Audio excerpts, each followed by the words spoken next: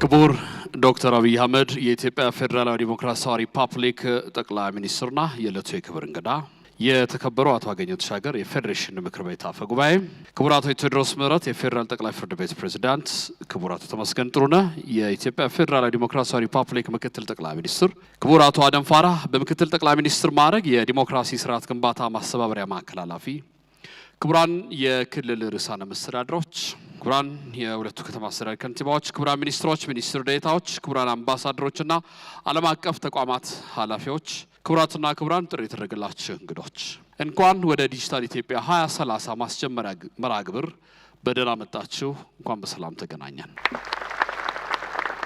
ህዳር 20 2018 ዓ.ም የዲጂታል ኢትዮጵያ 2030 ስትራቴጂ በሚኒስትሮች ምክር ቤት ጸድቆ ወደ ትግበራ መግባቱ ይታወቃል። ይህንን የ2030 ዲጂታል ኢትዮጵያ ስትራቴጂ ይፋ የማድረጊያና የማስጀመሪያ ሁነት በጋራ ለማብሰር ነው በዚህ ታላቅ ሁነት ላይ እየታደም ነው።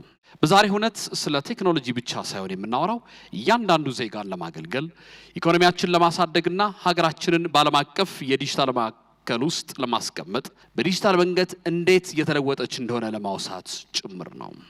ክቡራትና ክቡራን አሁን የቀጣዩ 10 ዓመታት ዲጂታል ኢትዮጵያ 2030 ጉዞን በተመለከተ ክቡር ጠቅላይ ሚኒስትር ዶክተር አብይ አህመድ በፋየርሳይድ ቻት ወይም በሰዓት ዳር ወግ ያስቃኙናል።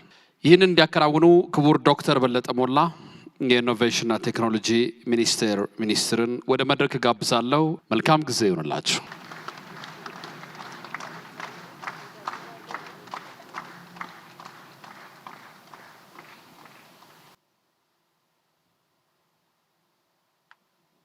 ክቡር ጠቅላይ ሚኒስትር፣ ክቡራትና ክቡራን፣ ሁሉም ፕሮቶኮል እንደተጠበቀ እንዴት ዋላችሁ? ጤና ይስጥልኝ ማለት እወዳለሁ።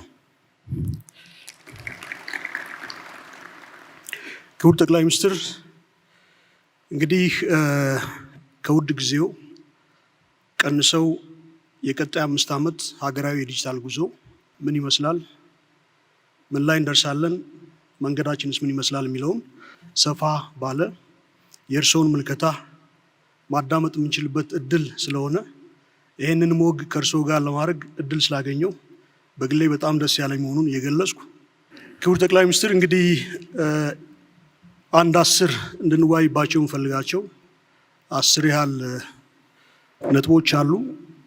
ከነዚህ ውስጥ በቅድሚያ ማነሳው ስለ ዲጂታል ኢምፓወርመንት ይሆናል። እንግዲህ የዲጂታል ቴክኖሎጂ የሰው ልጅ ህይወት በብዙ መልኩ እየለወጠ የሰው ልጅ የመፈጸም አቅሙን በከፍተኛ ሁኔታ እያሳደገ ኤጀንሲውን እያረጋገጠ የመሆን አቅሙን ከፍ እያደረገ የመምረጥና የመወሰን አቅሙን እያጎናጸፈ አጠቃላይ የሰው ልጅ እንደ ግለሰብ፣ ማህበረሰብ እንደ ማህበረሰብ፣ ሀገራት እና አጠቃላይ የሰው ልጅ እድገቱ በከፍተኛ ሁኔታ ከፍ እያለ የመጣበት በዲጂታል ቴክኖሎጂ እየጎለበተ የመጣበት ጊዜ ላይ እንገኛለን። ይህንንም በሀገራችን ዜጎቻችንን አጠቃላይ ህይወታቸውን ለመለወጥ የሚያስችል ስትራቴጂ ነድፈን በስራ ላይ ስናውል ቆይተናል። የዛሬው ቀን ያለፉትን 5 ዓመት የተገበርነውን ስትራቴጂ የምንዘጋበት እና የቀጣይ 5 ዓመት ስትራቴጂ የምንከፍትበት ቀን ነው። ስለዚህ ዲጂታል ሽግግር ወይም ስትራቴጂ ስንል ከዲጂታል ጋጀት እና ሲስተም ወይም ስርዓት በዘለለ ስለ ግለሰብ፣ ስለ ሰው፣ ስለ ማህበረሰብ፣ ስለ ሀገር ከዚህ ባሻገር የምናይበት ስለሆነ በዲጂታል የጎለበተ የኢትዮጵያ ህይወት ይህንን ስትራቴጂ በመተግበር ከ5 ዓመት በኋላ ምን አይነት በዲጂታል ቴክኖሎጂ ኢምፓወርድ የሆነ የኢትዮጵያዊ ህይወት መልክ ይኖራል የሚለው ላይ የእርስዎን ምልከታ እንዲያካፍሉን በአክብሮት ጠይቃለሁ። እንዴት ዋላችሁ? በመጀመሪያ ዶክተር በለጠ እንኳን ደስ ያለ ለማለት እወዳለሁ። እንደምታስታውሰው ዲጂታል 2025 ሲነደፍ ትንሽ አምቢሽየስ እቅድ ስለነበረና በዲጂታል ሴክተር ስትራቴጂ አውጥቶ የመተግበር ልምምድን ብዛም ስላልነበረን አይሳካም፣ ኢሉዥን ነው የሚል ፍራቻ በስፋት እንደነበር ታስታውሳለህ። በሚያስደንቅ ሁኔታ ከአምስት ዋና ዋና ዘርፎች መካከል አንዱ ስትራቴጂ መሆን አለበት። ለኢትዮጵያ ብልጽግና መረጋገጥ አይተኬ ሚና አለው ከሚለው ውሳኔ ጀምሮ ዲጂታልን ከግብርና፣ ከኢንዱስትሪ፣ ከማይኒንግ፣ ከቱሪዝም አስተካክሎ የማየት እይታ ከተጀመረበት ጊዜ አንስቶ ኋላም ስትራቴጂው ተነድፎ የተተገበረበትን መንገድ ስንመለከት ምናልባት በግብርናውም በማይኒንጉም በኢንዱስትሪውም ጥሩ ውጤት እንደመጣ ቢታወቅም የ2025 የዲጂታል ስትራቴጂ 100% በሚባል ደረጃ የተሳካ ስትራቴጂ ነው። ይህን ስትራቴጂ በመንግስት መዋቅር ብቻ ሳይሆን አካዳሚያውም እንዲፈትሸው እጋብዛለሁ።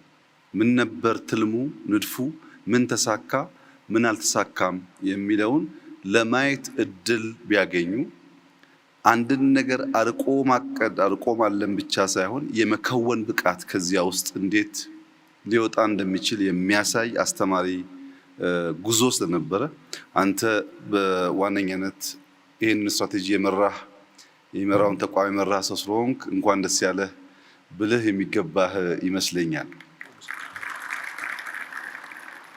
የ2030 የዲጂታል ስትራቴጂ መንደርደሪያ ያደረገው 2025 ነው። ግን ዋና ራዕይ ዋና ፍላጎቱ ሰብሰብ አድርገን ስናይ 3 ነገር ለማሟላት ነው። አንደኛው አክሰስ ነው። ሁሉም ዜጎች ከቤታቸው ከሴልፎናቸው ካሉበት ስፍራ የሚፈልጉትን አገልግሎት ማግኘት የሚችሉበትን እድል መፍጠር ነው።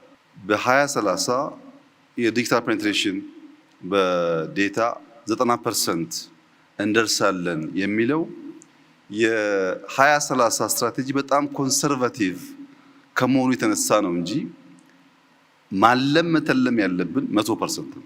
ምክንያቱም 90% ሰው አክሰስ ኖሮት 10% ዜጋ አክሰስ ከሌለው መንግስት ወዶና ፈቅዶ 10%ቱ ከኋላ ይቅር ግድ የለም ብሎ አምኗል ማለት ነው። ዜጎች እኩል እድል እኩል ሰርቪስ ማግኘት እንዲችሉ የመጀመሪያው ትልሙ አክሰስ ነው። ሁለተኛው ኦፖርቹኒቲ ነው። ኢኳል ኦፖርቹኒቲ ባልሰጠንበት መስክ ባልሰጠንበት ሁኔታ እኩል ተጠቃሚ መሆን አይቻልም። በጾታ ወይም በአካል ጉዳት ምክንያት ወይም በርቀት ምክንያት ዜጎች ሊያገኙ የሚገባውን እድል እኩል የሚያመቻች ስርዓት መፍጠር ያስፈልጋል። ይሄ ዲጂታል 2030 አንዱ እንዲያሳካ የሚፈልገው ነገር ኢኳል ኦፖርቹኒቲ ለዜጎች መስጠት ነው። ምን ማለት ነው? እዚህ ሰበታ ያለ አንድ አርሶ አደር እና ቀብሪ ዳህር ያለ ወይም ሽራሮ ያለ አንድ አርሶ አደር ስለ ዌዘር ያላቸው መረጃ የተለያየ ከሆነ በቅርበት ያለው የሚያቅ በርቀት ያለው የማያቅ ከሆነ በኢንፎርሜሽን እጦት ምክንያት ምርታቸው ሊበላሽ ይችላል። ካመረቱ በኋላ ገበያን በሚመለከትም እኩል መረጃ ማግኘት የማይችሉ ከሆነ በመረጃ እጥረት ምክንያት አንደኛው ገበሬ የለፋበትን ዋጋ አያገኝም፣ አንደኛው ገበሬ የለፋበትን ዋጋ ያገኛል። እዚህ አንደኛው አክሰስ ነው፣ ሁለተኛው ኦፖርቹኒቲ ነው። ሶስተኛው እና ዋነኛው ነገር ትረስት ነው። በዜጎችና በተቋማት መካከል ትምምንን ካልፈጠረ ለምሳሌ ሞባይል ይዞ ሰው እቺ ሞባይል ብሬ እንዳሰርቅብኝ በሞባይል መኒ በቴሌብር አልጠቀምም የሚል ዜጋ ካለ ሞባይል ሰራቂ ሳትሆን አመቻች መሆኗን ማሳመን ያስፈልጋል።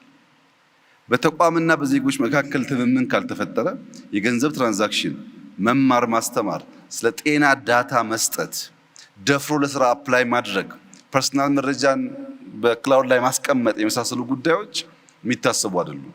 እንደኛ ባለ ማህበረሰብ በጥርጣሬ በስጋት በኮንስፒሬሲ የተሞላ በሚሆንበት ሰዓት ቴክኖሎጂ አሳላጭ መሆን ተስኖት የሚፈራ ከሆነ ዜጎች የማያምኑበት ከሆነ የምናስበውን ነገር አያሳካም። የዲጂታል 2030 የአክሰስ ኦፖርቹኒቲ እና ትረስት ተደምረው አንደኛ ስራን መፍጠር አለባቸው። ለዜጎች በርከት ያለ የስራ እድል መፍጠር አለባቸው። ሁለተኛ ለሀገር እድገት ማረጋገጥ አለባቸው። ማደግ አለብን። ስራና እድገት ብቻውን ግን በቂ አይደለም። ሉዓላዊነት የምንለውን ነገር ደግሞ የሚያረጋግጥ መሆን አለበት። በዚህ ዙሪያ ላይ ነው ዲጂታል 2030 የኢትዮጵያን ብልጽግና ከሚያረጋግጡ ዋና ዋና ፒላርስ ወይም ሴክተር ሆኖ ያገለግላል ተብሎ በመንግስት የታሰበው በትብብር በጋራ ይህንን ራዕይ እንደምናሳካ ሙሉ እምነት አለኝ። አመሰግናለሁ። እንግዲህ የዲጂታል ሽግግር እውን ይሆን ዘንድ አስቻይ ከሚባሉ እና ቁልፍ ሚና ከሚጫወቱ ጉዳዮች ውስጥ አንደኛው የመብራት ኃይል ነው። እንግዲህ ሀገራችን ከፍ ያለ አቅም ያለው የመብራት ኃይል ያመነጨች ትገኛለች። ግን ደግሞ ይህንን በመላው ሀገሪቱ እንዲሰራጭ ለሁሉም ዜጎች ለሀውስሆልድ ሁሉ ተደራሽ እንዲሆን የማረጋገጥ ቀጣይ ስራ ይኖረናል። እንደ ሀገር 2030 ስትራቴጂ እንግዲህ የመብራት ኃይልንም የኢንተርኔት ኮኔክቲቪቲንም ዋና መሰረት አድርጎ ከለያቸው ጉዳዮች ውስጥ ናቸውና የእነዚህን ተደራሽነት በአጠቃላይ በሀገራችን ለማረጋገጥ ምንችልባቸው ሂደቶች ምን ይመስላሉ? እዚህ ላይ የእርስዎ ምልከታ እንዲሰጡ ነው። የዩኒቨርሳል አክሰስ ጉዳይ ቅድም ካስቀመጥኩት ከራዕዩ ጋር በእጅጉ የተቆራኘ ጉዳይ ነው። በራዕዩ አክሰስ ኦፖርቹኒቲ እና ትረስት ያልነው ጉዳይ የሚሳካው ሁለት ወሳኝ ፋውንዴሽኖች ሲሟሉ ብቻ ነው። አንደኛው ኤሌክትሪክሲቲ ነው። ኤሌክትሪክሲቲ ማለት አሁን ላለው ሁሉ ቴክኖሎጂ ምግብ ማለት ነው። ምግብ ሳንሰጥ ቴክኖሎጂውን መጠቀም አንችልም። ለምሳሌ ስልክ ምግቡ ኤሌክትሪክ ነው። መኪና ምግቡ ኤሌክትሪክ ነው። ድሮን ምግቡ ኤሌክትሪክ ነው። በጣም የምንጠቀምባቸው አብዛኛው ጋጀቶች የሚመገቡት ኤሌክትሪክ ነው።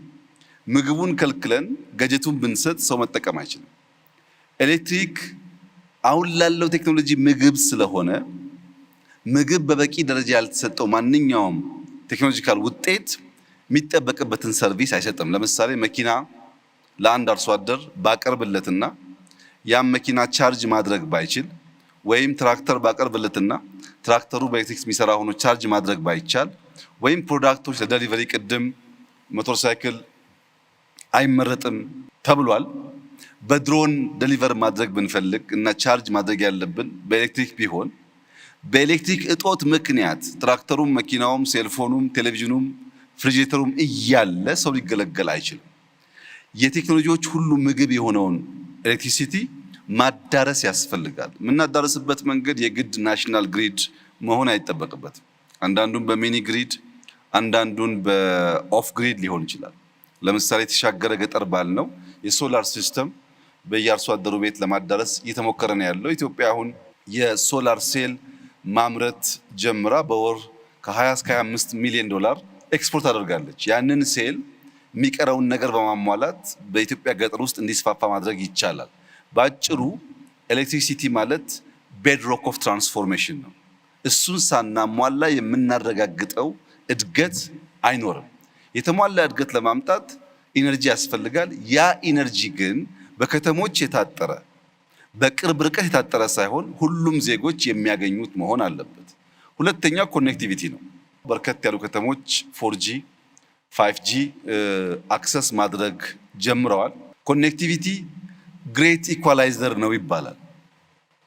አንድ ሰው ኮኔክትድ ሲሆንና ኮኔክትድ መሆን ሲሳነው እኩል እድል ማግኘት ስለማይችል ቅድም ያልኩት ኦፖርቹኒቲ አይመጣም ማለት ነው። አንድ ሰው ዳታ አለው፣ አንድ ሰው ዳታ የለውም። በዚያ ምክንያት በርካታ መረጃዎች፣ እውቀቶች እና ዳታን ኤክስቼንጅ የሚያደርግባቸው ስርዓቶች ሊያጣ ይችላል። እና ኮኔክት የምናደርግበት መንገድ የ4G እና የ5G እንደተጠበቀ ሆኖ ሪሞት በሆኑ ኤሪያስ በቀላሉ በፋይበር ኦፕቲክስ የማንደርስባቸው ከሆኑ አሁን የምንጠቀምባቸው ቢቲኤሶች የማንደርስባቸው ከሆነ የሳተላይት አማራጭ የምንጠቀምበትን መንገድ መከተል ያስፈልጋል። አብዛኛው እንዳያችሁት በጣም ኢምፕሬሲቭ ውጤት የታየበት ቢሆንም ከእቅድ አንጻር ግን አምቢሽየስ መሆን አለብን። በሚቀጥሉት 5 ዓመታት ኢትዮጵያ 100% ኮኔክት ማድረግ አለብን። ይቻላል።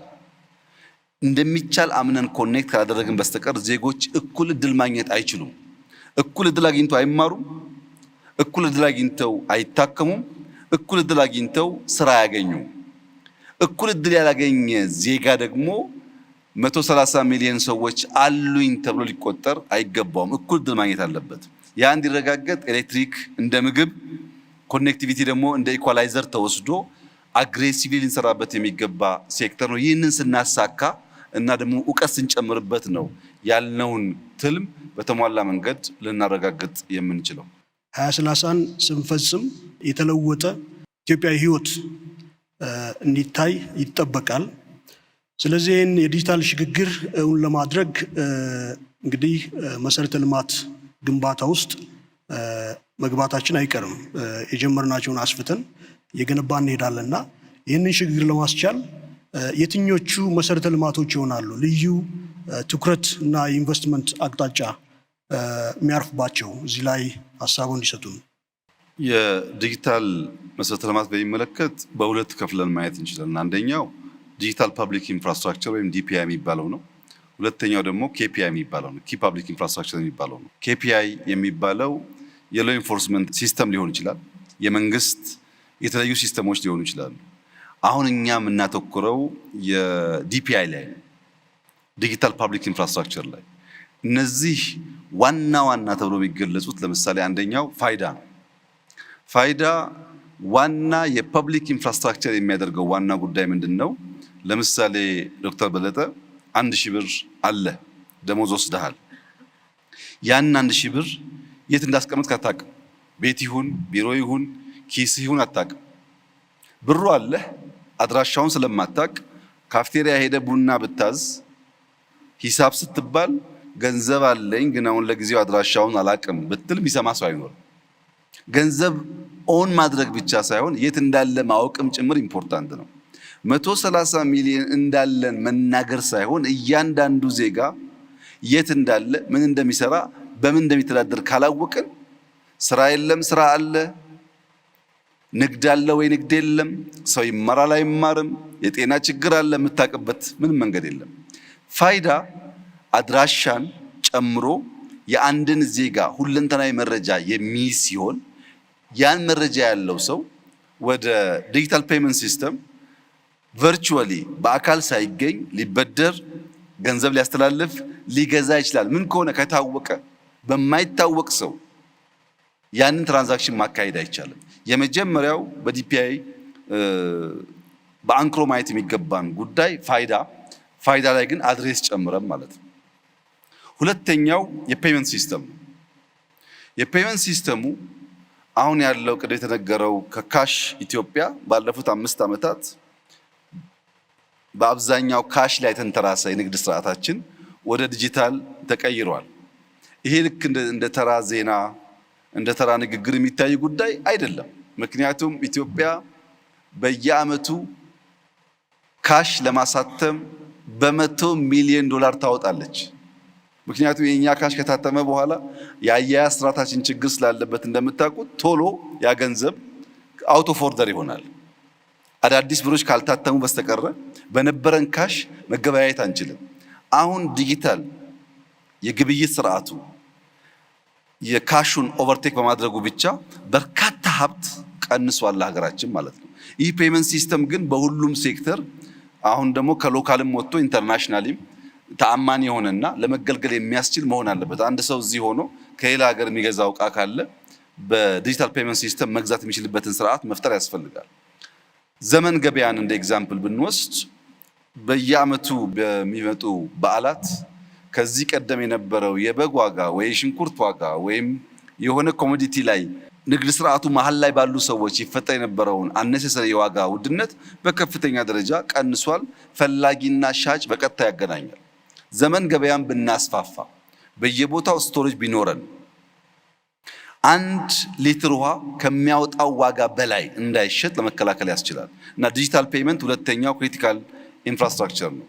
ሶስተኛው እና ዋነኛው አብዛኛው እዚህ ያለ አመራርም በተለየ ሁኔታ እንዲገነዘብ የምፈልገው የተሟላ ዳታ ኤክስቼንጅ በሌለበት ሀገር ውስጥ የዲጂታል ትልሞቻችን የተሟላ ፍሬ ሊያፈሩ አይችሉም። ባለፉት 5 ዓመታት ከሞላ ጎደል ሁሉም ተቋም ዌብሳይት አለው፣ ሂውማን ሪሶርስ ማኔጅመንት የሚያደርግበት ሲስተም አለው፣ አንዳንድ ሰርቪስ ፕሮቫይድ የሚያደርግበት ሲስተም አለው። ግን የኤክስ ሚኒስተር ሲስተም እና የዋይ ሚኒስተር ሲስተም አይናበቡም። እኔ ዲጂታል ፋይዳ እያለኝ ውጭ ጉዳይ ሄጄ መገለገልበትን ሰርቪስ ገቢዎች ሄጄ ከመገለገልበት ጋር አንድ ስላልሆነ ዳታ ኤክስቼንጅ ስለሌለ በእያንዳንዱ ተቋም በእነሱ ፍላጎትና ስርዓት ልክ ነው የምገናኘው። ይሄ ደግሞ ቅድም ተባለው ሰው ሴንተር አይደለም። ሰው ሴንተር ነው ሲስተም የሚሰባሰበው የዳታ ኤክስቼንጅ ካለ ነው። ከሶቨሬኒቲ አንጻር አንድ ኤግዛምፕል ልጨምር። ኢትዮጵያ ውስጥ አንዳንድ ሰዎች እንደ መንግስት ሹም በዲፕሎማቲክ ፓስፖርት ዴሊጌሽን ውስጥ ተካተው ይመጣሉ። ዶክተር በለጠ የሚባል ሰው ከሆነ ሀገር ሚኒስተር ተብሎ ይመጣል። ከ6 ወር በኋላ በግል ፓስፖርት ዶክተር በለጠ ቪዚተር ሆኖ ይመጣል። መጥቶ ለምሳሌ ባሌ መሄድ እንደ ባለስልጣን ካልቻለ እንደ ቱሪስት ባሌ ደርሶ የፈለገውን ነገር ወስዶ ይመለሳል። አሁን ባለው ቴክኖሎጂ በድሮን ብቻ በከርሰ ምድር ውስጥ ያለ ሀብት ለምሳሌ የወርቅ ክምችት ይታወቃል። መጥቶ ኢንቨስትመንት ስጠይቀው እናስብበታለን ብዬ መልሼው እንደ ፕራይቬት ቱሪስት መጥቶ ቱሪስት እንዲያልቅ ስለምንፈልግ እኛ እንጋብዛለን። መጥቶ አንድ ገጠር ሄዶ የካሜራ ድሮን ነው ያስኩት ብሎ በከርሰ ምድር ያለኝን ሀብት ለይቶ ከዚያ እንደ መንግስት መጥቶ እዚህ ጋ ነው ኩባንያ የሚፈጠረው የምፈልገው ቦታ ይሄ ነው ይለኛል። ለምን ያ ቦታ እንደፈለገን ያላቅ።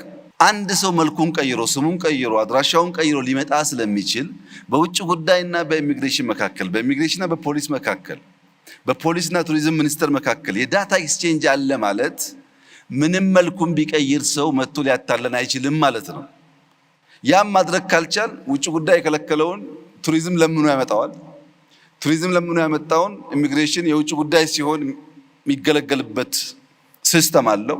ለቱሪዝም ፐርፐስ ከሆነ ቀለል ሊያደርገው ይችላል፣ ቪዛው 3 ሳምንት ስለሆነ። ዳታ ኤክስቼንጅን ካላረጋገጥን በቀር የምናስበውን የተሟላ ስርዓት አንፈጥርም። ሁለተኛው እያንዳንዱ ሚኒስትሪ እያንዳንዱ ተቋም ማየት ያለበት ሲስተም አለኝ ወይ የለኝም አይደለም። ሲስተሜ በኤአይ ሰፖርት የተደረገ ነው ወይ ዳይናሚክ ነው ወይ ብሎ ካላየ በቀር የዲጂታል ፐብሊክ ኢንፍራስትራክቸሮቻችን እያሉ እንደሌሉ ይሆናል። አሉ ግን የተሟላ ሰርቪስ አይሰጡንም። ያ እንዳይሆን የፋይዳን ጉዳይ አበክረን መስራትና ቅድም እንደተባለው 100% ማዳረስ ያስፈልጋል። የፔመንት ሲስተሞቻችን የሚናበቡ መሆን አለባቸው። ቴሌብር ብቻ ሳይሆን ሁሉም።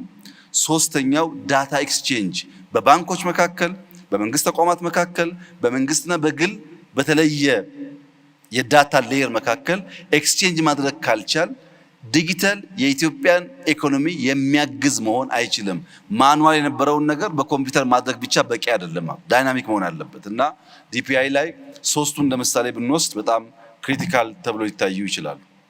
የዲጂታል ሽግግርን በማረጋገጥ ሂደት ውስጥ ከሚገጥሙ ተግዳሮቶች ውስጥ አንዱ የዲጂታል ወረርሽኝ የሚባለው ነው፣ ወይም የዲጂታል ጣጣ ልንለው እንችላለን።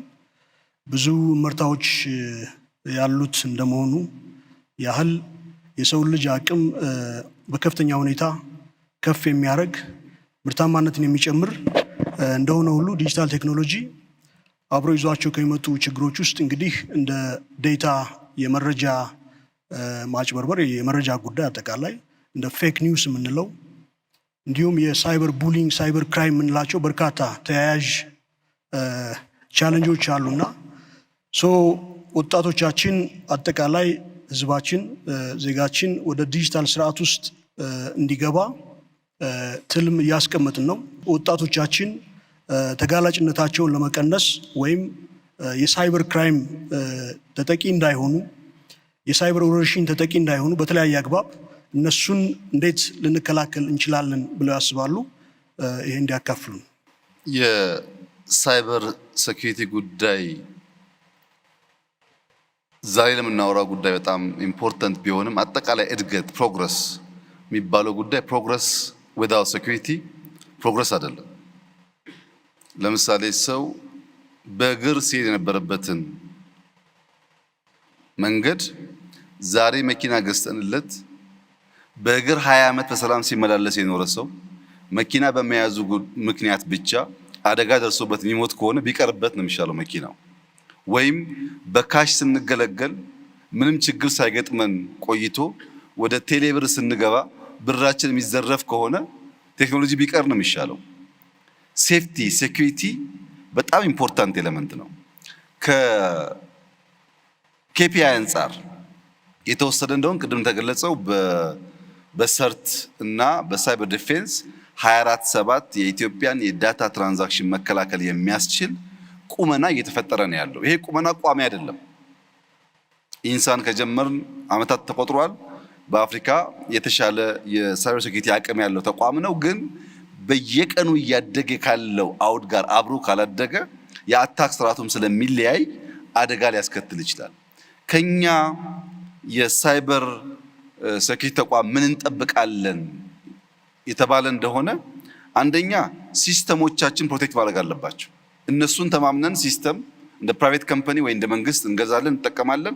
አሱም የምናደርገው የሚደርስብን ጥቃት ካለ ይከላከሉልናል ነው። እያንዳንዱ ሲስተም መከላከል ይጠበቅባቸዋል። ኤኒ ቨርቹዋል አታክ ልክ ፊዚካል አታክ መከላከያ እንደሚከላከለው ቨርቹዋል አታኩን ደግሞ የሳይበር ሴኩሪቲ ተቋም መከላከል ይጠበቅበታል። ሁለተኛ ዳታ ነው። ሲስተም ብቻ ሳይሆን ዳታዎቻችን መከላከል አለባቸው። ሶስተኛ ትውልድ መከላከል አለባቸው። ክሪቲካል ፖይንቱ እዚህ ጋር ነው። ቴክኖሎጂን ኢምብሬስ ማድረግ አለብን። ቴክኖሎጂካል ሳቢ የሆነ ትውልድ መፍጠር አለብን። ያ ማለት ግን የኢትዮጵያን ካልቸር የኢትዮጵያን ሀገራዊ ፍላጎትና ጥቅም አደጋ ውስጥ በሚጥል መልኩ ግን መሆን የለበትም። ለምሳሌ ሪሰንትሊ ከቲክቶክ ጋር ተያይዞ በቁጥጥር ስር የዋሉ ወጣቶች ነበሩ።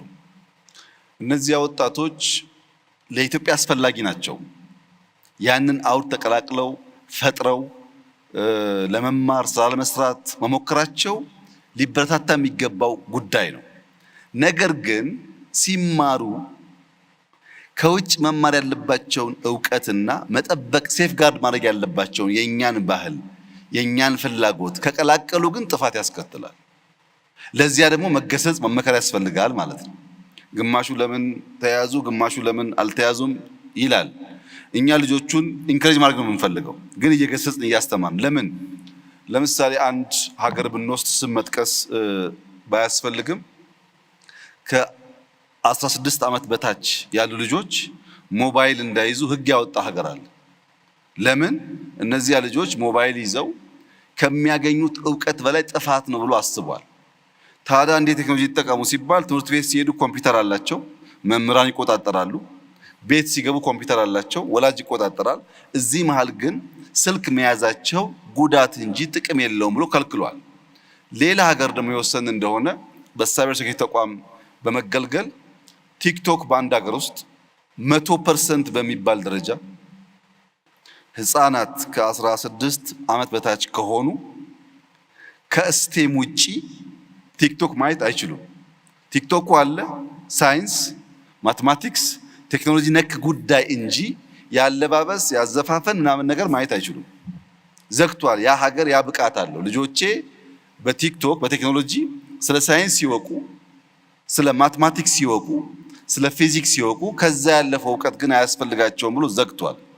ኢትዮጵያ ከዚህ ዓመት በታች ያለው ወጣት ስልክ አያዝ ብላ ህግ ካላወጣች፣ ቲክቶክ ደግሞ ፊልተር ማድረግ ካልቻለች፣ መጠንቀቅ ያለብን ነገር በተለይ ኢንፍሉዌንሻል የምንባል በዛ ሰፈር የምንሰራ ሰዎች በእኛ ምክንያት ብዙ ሰው ሊመረዝ ይችላል።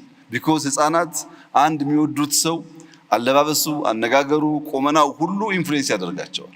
እኛ የሚከተለን ሰው እንዳለ አስበን ጥንቃቄ ካላደረግን የኢትዮጵያን ባህል፣ የኢትዮጵያን እምነት፣ የኢትዮጵያን ፍላጎት የሚቃረን ከሆነ ቴክኖሎጂው አጋዥ ሳይሆን ጥፋት ይሆናል ማለት ነው። ቴክኖሎጂ የምንማርበት፣ የምንጠቀምበት፣ የምናድግበት እንዲሆን በእኛ ውስጣዊ ሁኔታ የተገራ መሆን አለበት። ከዚህ አንጻር ሳይበር ሴኩሪቲ በጣም ከፍተኛ ኃላፊነት ያለበት ተቋም ነው። ይህን እንደሚያሳካ ተስፋ ይደረጋል። የተለያዩ ሴክተር እየመሩ ያሉ ወጣቶች ኢትዮጵያ ስትራቴጂ በመንደፍ ብቻ ሳይሆን በዚያ ዘርፍ ሊመሩ የሚችሉ አመራሮች በመፍጠርም ከፍተኛ ተስፋ እንዳለ የሚያመላክት ነው። እኔ እንደዛ የተሰማኝ ያንተን ስሜት ባላቅም በጣም ደስ የሚል ቀን የነበረን። እነዚህ ልጆች ያን ያሳካሉ የሚል ተስፋ አለ። ክቡር ጠቅላይ ሚኒስትር እንግዲህ 2030 ስትራቴጂ ክሮስ ከቲንግ ናቸው ብሎ በሁሉም ዘርፍ እንዲተገበሩ እንድንጠቀማቸው ከተቀመጡ ጉዳዮች ውስጥ አንዱ አርቲፊሻል ኢንቴሊጀንስ ነው እና ኢንዱስትሪ 5.0 ናቸው። እነዚህ በዘርፎቻችን በስራ ሂደቶቻችን እነዚህን ዲፕሎይ አድርገን መጠቀም ከቻል የትየለሌ የሆነ ውጤትና ምርታማነትን ያጎናጽፋሉ፣ ለሀገርም ለዜጋም እንደ ግለሰብ እና አጠቃላይ ሀገራዊ ልማትና ብልጽግናችን ለማረጋገጥ የአርቲፊሻል ኢንቴሊጀንስ እና ኢንዱስትሪ ኦ5 እንዴት መገልገል ይኖርብናል ብለው ያስባሉ? ኢንዱስትሪ 5.0 የሚባለውን ሪሰንትሊ ዩኤን አዶፕት ያደረገው ሀሳብ ከዚህ ቀደም ከምናቀው የኢንዱስትሪ 1.0 2.0 የተለየ ነው። ኢንዱስትሪ 4.0 ለምሳሌ አርቲፊሻል ኢንተለጀንስ ነው። አንድ ሴክተር ላይ የመጣ እድገት ነው። 5.0 ግን ኮንቨርጅ ያደረገ ነው። ለአንድ ሴክተር ሳይሆን እያንዳንዱ ቴክኖሎጂ ሰው ተኮር መሆን አለበት። ሴንተር ማድረግ ያለበት ሰው ነው። ለሰው በሚያገለግልበት አውድ መጠቀም አለብን። የሰውን የኑሮ ደረጃ ኤሊቬት የሚያደርግ የሚያሻሽል መሆን አለበት የሚል እሳቤ የያዘ ነው። በምን ይገለጻል ይሄ? ለምሳሌ ከዚህ ቀደም ታይፕራይተር ነበረ። ኮምፒውተር ሲመጣ ታይፕራይተር ጠፍቶ ኮምፒውተር ተካው። አሁን ባለው በአርቲፊሻል ኢንተለጀንስ ዘመን የ5.0 እሳቤ ግን እንደዚህ አይደለም። ለምሳሌ ኤአይ ማለት ሁሉ ነገር ነው። መሶብ ኤአይ ነው። ኢኮሜርስ ኤአይ ነው። ኢገቨርነንስ ኤአይ ነው። ድሮን ኤአይ ነው። አንማንድ መኪና ኤአይ ነው። ሮቦትስ ኤአይ ነው። የሆነ ሴክተር ለመመለስ የመጣ ሳይሆን ለአንተ ፍላጎት የመጣ ነው። ለምሳሌ አንተ እድሜ ጠና ያለ ሆኖ ዋናው ችግርህ ቤትን የሚያጸዳልህ ሰው ከሆነ የምትገዛው ሮቦት ያንተ የአርቲፊሻል ኢንተለጀንስ ሶሉሽን የቤት ጽዳት የሚያጸዳ ብቻ ይሆናል። ኦር አንድ አርሶ አደር በጣም ሰፊ ማሳ አርሶ ማሳውን ከሌቦች ወይም ከዝንጀሮ መጠበቅ ከዚህ ቀደም ታውቅ ከሆነ በገጠር ልብስ አልብሰው አርሶ አደሮች ልክ እንደ ሰው ያቆማሉ አይደለም? አውሬ እንዲያይ ማለት ነው። አሁን የምትገዛው ሮቦት ግን ኤአይ የሚሰጥ ሶሉሽን ይሄን ችግር ስታቀርብለት ሮቦት ነው። በየሆነ ዲስታንስ ቆሟል። ማታ ላይ ድምፅ ሲሰማ ኮቴ ሲሰማ እንቅስቃሴ ሲያይ አውቶማቲካሊ መብራት እንዲያበራ ካዘዘው አርቲፊሻል ኢንተለጀንስ መብራት ያበራል። መብራት በሚያበራበት ሰዓት ሌባም ይሁን አውሬ ከመጣ ይደነግጣል። መብራቱ መልሶ የሚጠፋው የሚስጥር ኮድ ለሲስተሙ ከሰጠው ብቻ ነው። ለምሳሌ በለጠ ነኝ ካልከው ይጠፋል፣ ካላልከው አይጠፋም። ያን የሚስጥር ኮድ የማያውቅ ሌባ ከመጣ ዝንጀሮ ከመጣ ይበራበታል፣ ሊበላ አይችልም ማለት ነው። ሁለተኛው ደግሞ ከበራበት በኋላ እንቅስቃሴ የሚያደርግ ከሆነ ያ የመጣው ጠላት ወይም ሌባ ሮቦቱ በድምፅ በአላርም በእንቅስቃሴ እንዲያስፈራራው ማድረግ ይቻላል። ለአርሶ አደር ደግሞ የሚያስፈልገው ማሳ የሚጠብቅ ሊሆን ይችላል። ለአንደኛው ደግሞ በመኪና ተንቀሳቅሶ ምርቱን ከተማ የሚያደርስ ሊሆን ይችላል። በአንደኛው ደግሞ ያመረተው ምርት በአየር ላይ ድሮፕ የሚያደርግ ድሮን ሊሆን ይችላል። ኤአይ ይዞ የመጣው ሶሉሽን ከዚህ ቀደም እንደምናውቀው ጋሪም ወደ መኪና ወይም ታይፕራይተር ወደ ኮምፒውተር ሳይሆን የሰው ልጅ ለሚፈልገው ለራሱ ጥያቄ ለራሱ ችግር መፍትሄ አምጪ ነው። አሁን የኛን ኤአይ ብትወስድ ታስታውሳለህ፣ አንተም የዛሬ 5 ዓመት ገደማ የኤአይ ተቋም ያስፈልገናል ሲባል ምንም የአፍሪካ ሀገር እኛ በጀመርንበት ደረጃ የኤአይ ኢንስቲትዩሽን መፍጠር ያሰበ የሞከረ አልነበረም። የኤአይ ስትራቴጂ የፈጠረ ሀገር አልነበረም። እኛም ውስጥ አከራካሪ ጉዳይ ነበር፣ ለምን ያስፈልጋል የሚል። ኤአይ ባይኖር ኖሮ ሁላችሁም እንደምታውቁት ኢትዮጵያ ውስጥ የመጡ መንግስታት ወይም የመጡ ሹመኞች በሙሉ ስለ ሲቪል ሰርቪስ ሪፎርም ያላወራ መንግስት የለም። በየጊዜው ነው የምንሰማው ሲቪል ሰርቪስ ይባል። መሶብን መፍጠር የቻለ ግን የለም። ለምን? ኤአይ አልነበረማ። ኤአይ መሶብን ፈጠረና ያ የረጅም ጊዜ ትልሞቻችን አሁን ባለበት ደረጃ እንዲሳካ አስቻለ። ሁለተኛ መላን ብትወስድ አንተ እንኳን በደንብ ታውቀዋለህ። መላ ኢትዮጵያ ህዝብ እንዲያውቅ የምፈልገው መላ በኤአይ የተሰራው ልክ እንደ ዲፕሲክ ወይም ቻት ጂቲፒ ያለው ቱል በያዘው ይዘትና አቅም ደረጃ ከቻት ጂቲፒ በምንም አያንስም። ኢትዮጵያዊ ከመሆኑ ውጭ በሲስተሙ ብቃት በምንም አያንስም። እንደ እድል ሆኖ ኢትዮጵያውያን የተሰራው ውጭ ከሆነ የምናምን ውስጥ ከሆነ የምንጠራጠር ስለሆነ ካልሆነ በቀር መላን መጠቀም እየተቻለ ዲፕሲክ መጠቀም አያስፈልግም። ለምሳሌ እኔ በብዙ ጉዳዮቼ መገለገልበትን የሚያግዘኝ ሲስተም መላ ነው። መላ ዲፕሲክ የሚሰጥህን ቫልዩ ያክል ሊያቀርብልህ ይችላል። ውስንነት አለበት ከዳታ አንጻር።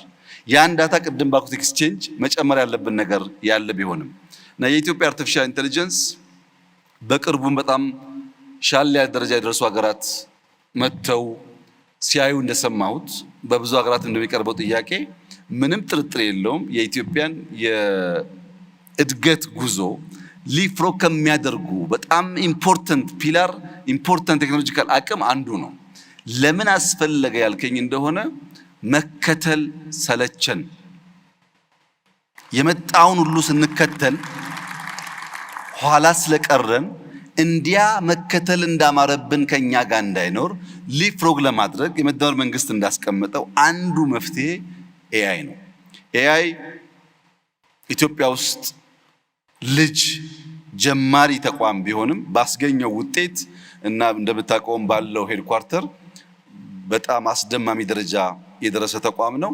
ይህን ሁሉም ሰው መጠቀም ከቻለ ሁሉም ሰው ማገዝ ከቻለ ኤአይ እና የፕራይቬት ሴክተር ተሳስበው የሚሰሩ ከሆነ ምንም ጥርጥር የለውም የምናስበውን ምርታ ያመጣል። ሰው ተኮር ሆኖ መፍትሄ ያመጣል። 5.0 በተሟላ መንገድ ሊሳካ የሚችለው ለእያንዳንዱ የሰው ልጅ ችግር መፍትሄ አምጪ ቴክኖሎጂ ሲኖር ያ ደግሞ ኤአይ ነው ለማለት ነው። በውይይቶቻችን ሁሉ ማዕከላዊ ቦታ ከሚወስዱ ጉዳዮች ውስጥ አንዱ ዳታ ነው። ደጋግመን ጠቅሰዋለን። ዳታ መረጃ እንላለን እና የዲጂታል ኢኮኖሚ የዳታ ኢኮኖሚ ተብሎ ይወሰዳል፣ ወይም በዳታ ላይ የሚገነባ ኢኮኖሚ ነው። እንግዲህ የዲጂታል ቴክኖሎጂ እና የዲጂታል ኢኮኖሚ ሽግግር አውዳዊ ትርጓሜያቸውን ከለወጣቸው ጉዳዮች ውስጥ አንዱ ሉዓላዊነት የምንለው ኮንሰፕት ነው። እንግዲህ ትራዲሽናሊ ሉዓላዊነት ስንል በአመዛኙ የሚመጣው የሀገር ዳር ድንበር ጋር በተያያዘ ጉዳይ ነበር። አሁን ላይ ደግሞ ሀገራት የዲጂታል ቴክኖሎጂ ሲስፋፋ እዛ ዲፕሎይመንት ውስጥ ሲገቡ እዛ ኢንቨስትመንት ውስጥ ሲገቡ ሉዓላዊነታቸው በተለያየ መልኩ ሊደፈር ይችላል። ስለዚህ ዳታ ማለት ሁሉም ነገር ነው፣ ኢኮኖሚ ነው። ኢኮኖሚ የሚቆምበት መሰረት ነው ካልን ዳታን የምናመነጭበት፣ የምናከማችበት፣ ማኒፑሌት ወይም አናላይዝ የምናደርግበት ሂደቶቻችን ሁሉ ቁጥጥር ይፈልጋሉ ማለት ነው እና እንግዲህ አግሬሲቭሊ ወደ ዲጂታል ኢኮኖሚ ግንባታና ሽግግር ውስጥ እየገባ እንደመሆናችን መጠን የዳታ ሉዓላዊነታችን እንድንጠብቅ ከዚህ ጋር ምን ጉዳዮች መደረግ አለባቸው ብለው ሀሳብ ይሰጡናል። ሶቨርኒቲ ዳይናሚክ ነው። ሶቨርኒቲ በዘመን መካከል ቋሚ አጫዋች ኖሮት አያውቅም። የዛሬ 100 ዓመት ሰዎች ሉዓላዊነት ሲሉ መሳሪያ የታጠቁ የተደራጁ ሰዎች መጥተው መሬታቸውን ድንበራቸውን ሲወስዱባቸው ነበረ። አሁን ከሌላ ኮንቲነንት ተደራጅቶ ወቅቱ መሬት የሚወስደው የለም። ያ ሶቨርኒቲ ያለፈበት። ቀጥሎ የመጣው እንደምታስታውሰው በቀዝቃዛው ጦርነት ጊዜ የአይዲዮሎጂ ወረራ ነበረ። ኢትዮጵያውያን የተጋደሉት፣ ኢትዮጵያውያን ተቋሞቻቸውን ያፈረሱት፣ ኢትዮጵያውያን የተጨቃጨቁት ምንም በማያውቁት አይዲዮሎጂ ነው። ሰሙዌር ሲሰማ ሰሙ፣ ኢምፖርት አደረጉ፣ ሲፋጁ ከረሙ። ምን አገኘንበት? ያው የሚታወቅ ነው። ይቅርብን በእኛ ሁኔታ በእኛ ሀሳብ የተባለበት ዋናው ምክንያት ኢምፖርትድ ቶትስ ኢምፖርትድ አይዲዮሎጂ እንዳለ ሲመጡ ጥፋት ስላላቸው ነው። እሱ ሲቀንስስ ስንዴ መጣ። ስንዴ እየለመንክ ስንዴ የሚሰጥህ አካል እያለ እኔ ሶቨሬኒቲን ጠብቄያለሁ ማለት አትችልም። ምክንያቱም ሲፈልግ ስንዴ ይከለክልብሃል ማለት ነው። ለምሳሌ የዛሬ 3-4 ዓመት ገደማ ታስታውስ ከሆነ እምቦጭ የሚባል አረም የጣናን ሌክ ወረረው የሚል አከራካሪ በጣም ጩኸት ነበር። እሺ ጣና በድንገት በተፈጥሮ ጉዳይ ተፈጠረ እንበል። አሁን ደግሞ ኢትዮጵያ ውስጥ ያሉ ሐይቆች እየዞራችሁ ብታዩ ሁሉም ትናንሽ ሐይቆች ሳይቀሩ እምቦጭ አላቸው። ከየት መጣ ይሄ እምቦጭ? ማን ነው ቱሪስት ነኝ ብሎ መጥቶ እምቦጭ እያረጨብን የሚሄደው? እኛ አናውቅም ነው ወይስ እግር አውጥቶ ነው ከጣና ተነስቶ ዝዋይ ሐይቅ ድረስ እምቦጭ የሚሄደው? ትክክለኛው መልስ በእጄ ኖሮ ሳይሆን ዲፔንደንት የሆኑ በራሳቸው ምግባቸውን የማያመርቱ ሐሳባቸውን የማያመርቱ የሥራ ሂደት የማያመርቱ ሀገራት ስለ ሶቨርኒቲ ሊያወሩ አይችሉም። አሁን ባለው ዘመንሳ በኤአይ ዘመን አንደኛው ዳታ ነው። ለምሳሌ ኢትዮጵያ ውስጥ ጉንፋን በተደጋጋሚ ይነሳል። ኢትዮጵያ ውስጥ ጉንፋን ተደጋጋሚ የሚነሳው ጥቅምት ወር ነው። ኢትዮጵያ ውስጥ ጉንፋን ተደጋጋሚ የሚነሳው በማዕከላዊ ኢትዮጵያ ነው። ኢትዮጵያ ውስጥ ጉንፋን ተደጋጋሚ የሚነሳው በወንዶች ላይ ነው። ይሄ ዳታ ቢኖር አዘን ኤግዛምፕል ይሄ ዳታ እኛ ከሌለን ይሄ ዳታ ያለው ሀገር በሚቀጥለው ዓመት ጉንፋን እንደሚመጣ አውቆ መድኃኒት ያዘጋጅልናል።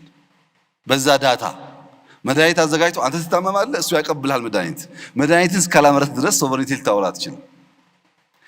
ዳታን መቆጣጠር ዳታን ከአንተ ፍቃድና ፍላጎት ውጭ ሌሎች አክሰስ እንዳያደርጉ ማድረግ ማለት ልክ ካሽ ሀብት ወይም የውሃ ሀብት የወርቅ ሀብት እንደመከላከል ማለት ነው።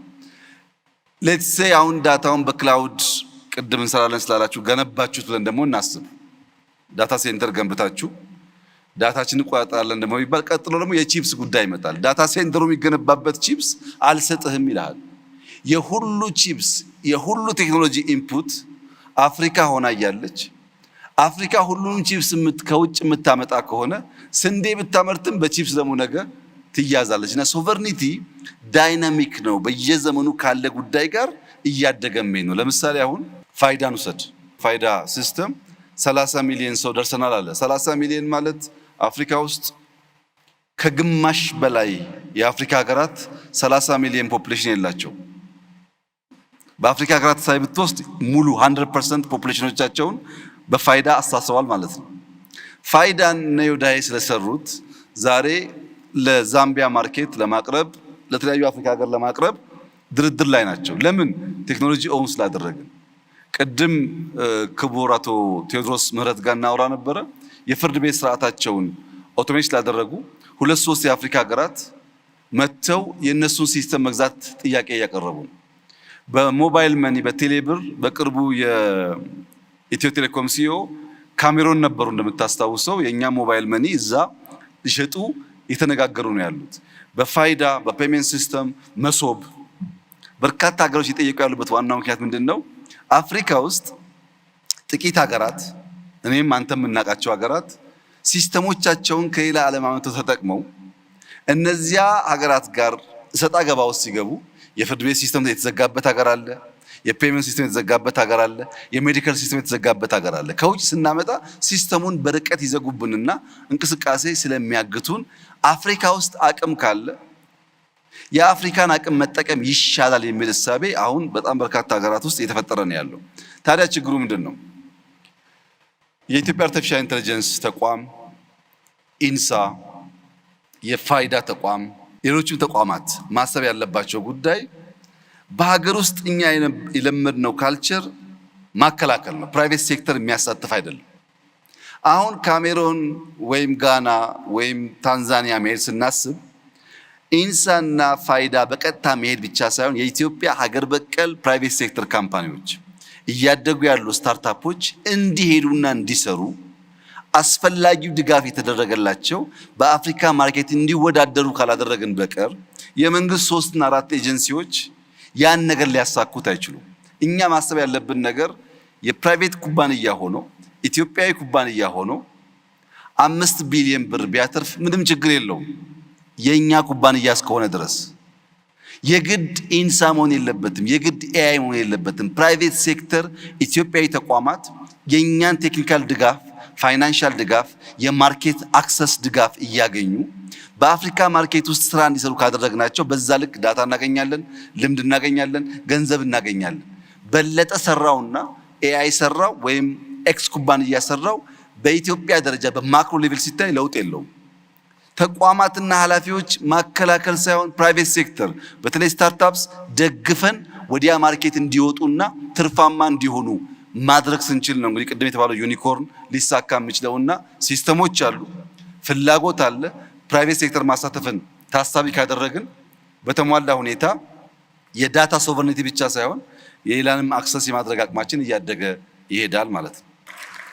እንደ እውነቱ ከሆነ ይህንን ብዙዎቻችን ወደ የተቋሞቻችን መልሰን አሁንም ምናጤ ነው የምንማርበት ጉዳይ እና መልእክት እንደሆነ እገነዘባለሁ። የዳታ ሉዓላዊነት ጉዳይ ሴንትራል ነው። ተጋላጭነታችን ለመቀነስ አሁን በተባለው ልክ ኮንሺየስ ሆኖ መስራት ማልማት ይጠበቃል። የተማርንበት መልእክት ነው ለማለት ያህል ነው። አንድ 3 ጥያቄ እሰጣለሁ። በመጀመሪያ ክቡር ጠቅላይ ሚኒስትር በጣም አመሰግናለሁ ይሄ ድል ስለሰጠኝ። አብርሃም አሰፋ እባላለሁ። የጤና ፈርስት የቴሌ ሄልዝ ቴክ ካምፓኒ ኦነር ነኝ። ጤና ፈርስት ትንሽ ብሪፍ ለማድረግ የቴሌሜዲሲን ፕላትፎርም የዛሬ 1 ዓመት ተኩል ተቋቁሟል። እስካሁን ከ2000 በላይ የጤና ባለሙያዎችን ኦንቦርድ አድርጎ ከ10,000 በላይ ታካሚዎችን በተለይ ሩራል ኤሪያዎችን ሰርቭ እያደረገ ይገኛል። ራይት ናው አንድ እናት ከገጠር ጀምራ የምትፈልገውን የጤና ስፔሻሊቲ ዶክተር ባላት በዛች ትንሽ ስልክ አክሰስ ማድረግ ችላለች። አጠገቧ ባለ ፋርማሲ ኤሌክትሮኒክ ፕሪስክሪፕሽን እየላክን እዛ መድኃኒት ዲስፔንስ ማድረግ ትችላለች። አጠገቧ ባለው የላብራቶሪ ተቋም በሲስተም የላብራቶሪ ሰጥታ የላብራቶሪ ቴስት ወደ ዶክተሩ መላክ ችሏል። በዚህ መሰረት ሰዎችን ሰርቭ እያደረግን እንገኛለን እና በተለይ የዶክተር አለ የሚባል አንድ ኢኒሼቲቫችን በቅርብ ላውንች ያደረግነው አንድ ገጠር ያለ ክሊኒክ ታካሚ ወደዛ ቦታ ሲሄድ የስፔሻሊቲ እጥረት ካለ ወደ ከተማ ሪፈር ያደርጉታል። ያን ከማድረግ ይልቅ ከጤና ፈርስት ከፕላትፎርማችን ላይ ስፔሻል ዶክተሮችን ኦንቦርድ በማድረግ በዛ ባለው ቀያው ባለው ክሊኒክ ውስጥ መታከም እንድትችል አስችለናል እና ይሄን እየሰራ እንገኛለን። መንግስት ቢያግዘን ይሄን ጤና ፈርስት ፕላስ የሀገር ሀብት ነው፣ እኛ ጀምረነዋል። ስለዚህ መንግስት ይሄንን ተደራሽ እንዲያደርግ በተለይ በጤና ሚኒስቴር አዲስ ጤና የሚባል ተመሳሳይ ፕላትፎርም ተገንብቷል እና እንደ ስጋት ነው። ምክንያቱም ኦልሬዲ ዊ ኢንቨስት አሎት እና መንግስት እዚህ ላይ 50 በላይ ሼር ኦን አድርጎ ቢሰራበት በጣም ደስ ይለናል። ኢስት አፍሪካ ላይ ሙቭ የማድረግ ኢኒሼቲቮቹ አለን እና መንግስት ቢያግዘን ብዬ አመሰግናለሁ። ስሜ አሌክሳንደር ሳሙኤል ይባላል። ከኢንሳ ታለንት ሴንተር ነው የመጣሁት። እዛ በቆየሁበት ቆይታዬ የራሴን ስታርታፕ ፋውንድ አድርጌ ፕላስ ደግሞ ከውጭ ካምፓኒዎች ጋር ዲሎችን አድርጌ የሀገራችንን የመጽሐፍ ኢንዱስትሪ ይረዳል ብዬ ማስበው አውተሮቻችንን ይረዳል ብዬ ማስበውን የራሴን ሰኒቮ የሚባል ስታርታፕ ከፍቼ ነበር። አሁንም እየሰራ ነው። ጥያቄ ኳንተም ኮምፒውቲንግ የሚባለው የኮምፒውቲንግ ክፍል በጣም ሂውጅ። እሱ ላይ ምንሰራ ከሆነ ዲጂታል ኢትዮጵያ በጣም ሰክሰስፉል ይሆናል ብዬ አስባለሁ።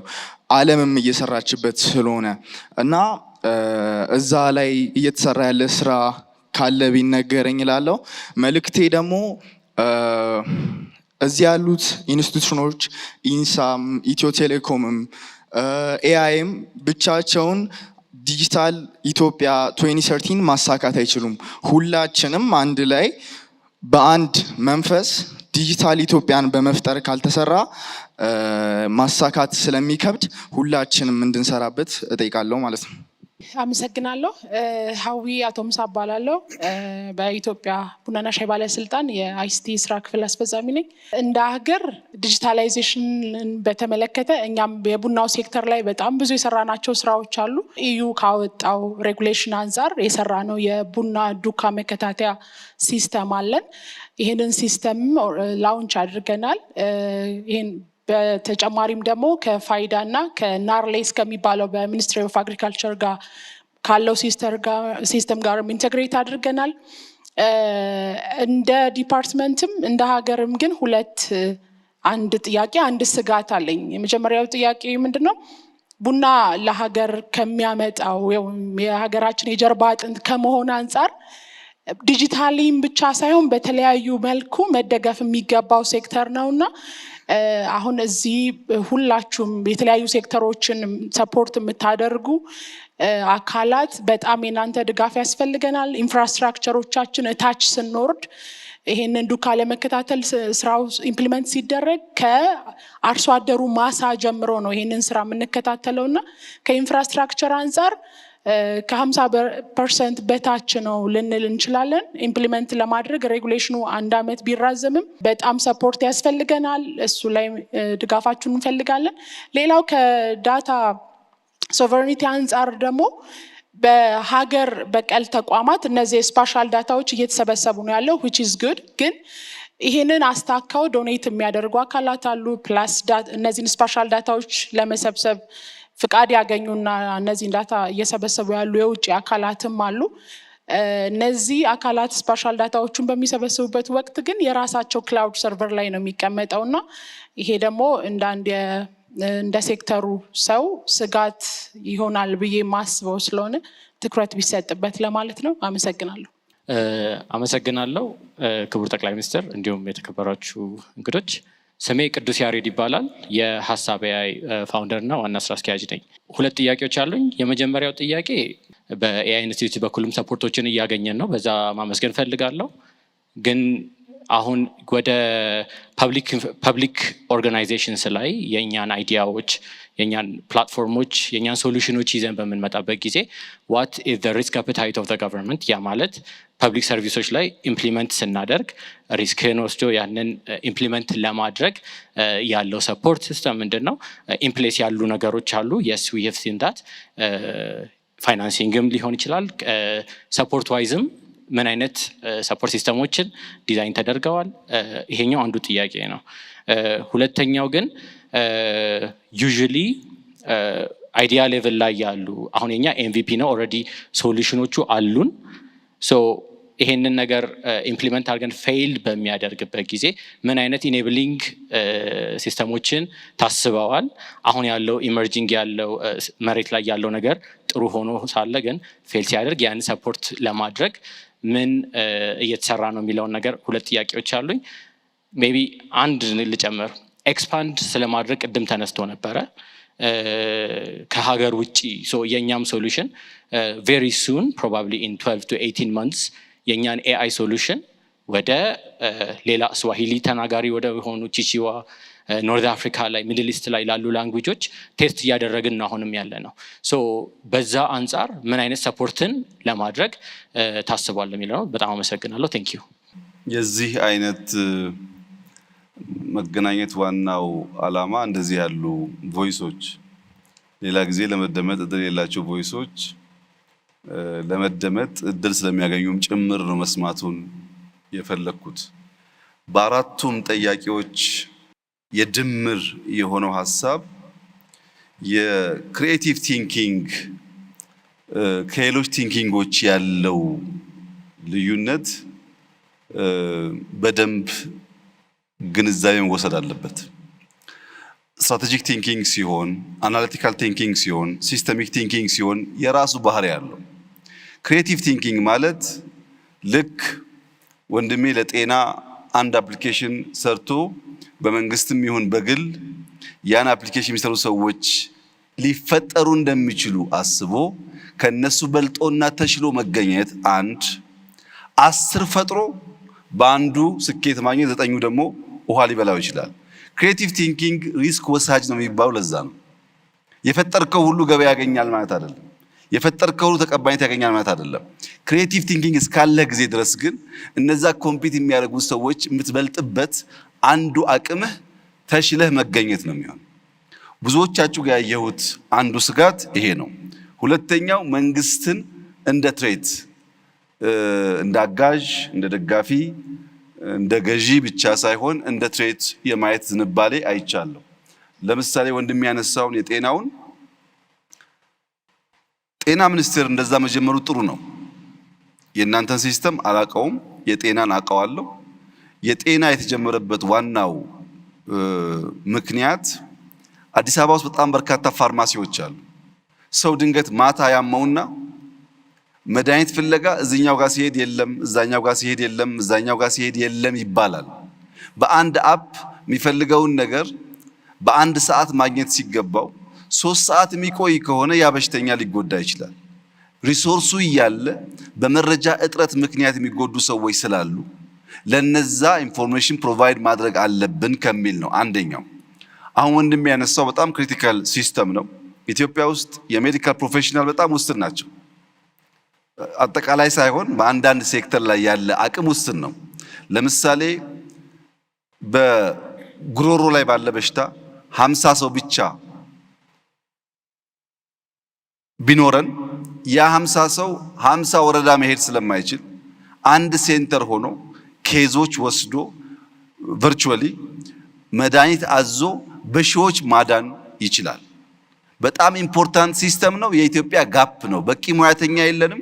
በሲስተም ታግዘን አንዱ ሙያተኛ ለብዙ ሰው እንዲያገለግል ማድረግ የሚያስችል ስለሆነ ወይም በኳንተም ሳይንስ ለምሳሌ 2 ሰው ቢኖረን በእያንዳንዱ ዩኒቨርሲቲ ያም ማስተማር ባንችል ያ 2 ሰው ቨርቹዋሊ በሺህ የሚቆጠር ተማሪ ሊያስተምር ይችላል ማለት ነው።